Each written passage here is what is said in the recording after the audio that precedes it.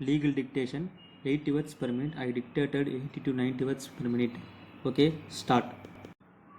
In that case, the only point for consideration before the Supreme Court was whether prosecution for offence punishable under Section 276C and Section 227 of the Act and under Section 193 and 196 of IPC instituted by the department, while the reassessment proceedings under the Act are pending or liable to be quashed on the ground that they were not maintainable.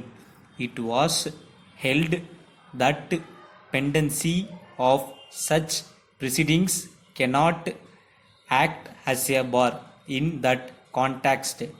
It was further observed at page 1200 of LR tax.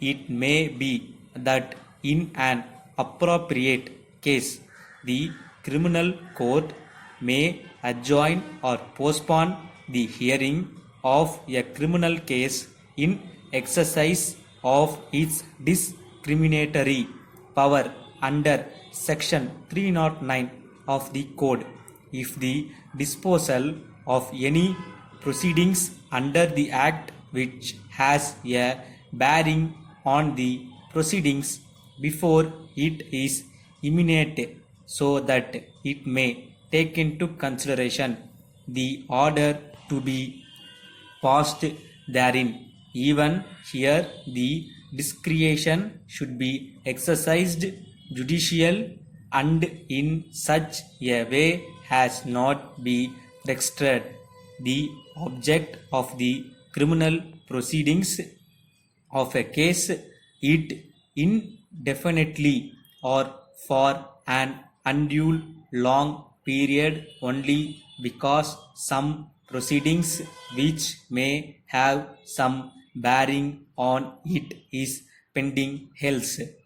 If the order of concealment and penalties, there is no consignment in the eyes of law, and therefore the prosecution cannot be proceeded with by the complaint, and further proceedings will be illegal and without jurisdiction.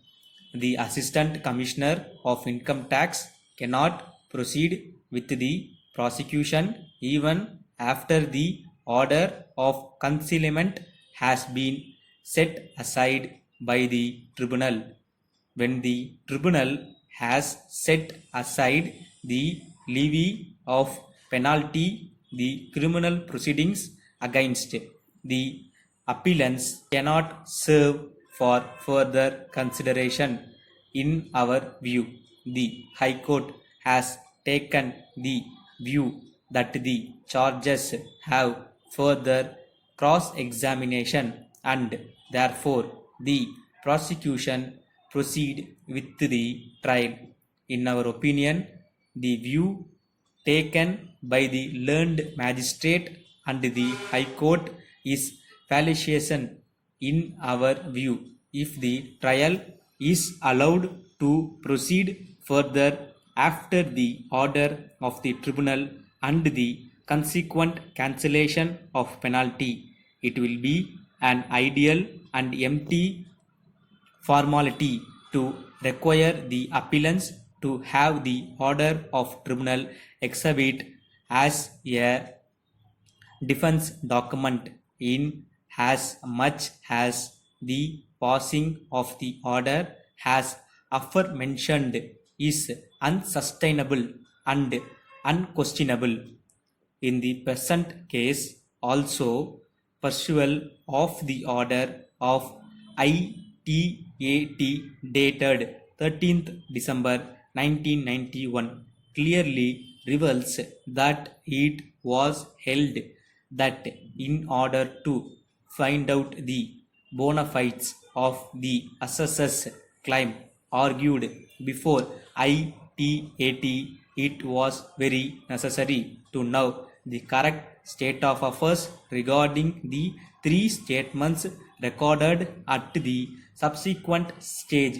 Subsequent to the assessment proceedings, it was also observed that without handwriting experts report, when the accountant refused to admit certain portions of his statement made in the accounts book, it was difficult to arrive at the conclusion that the assessors had months here to consult the particulars of income of not. Stop.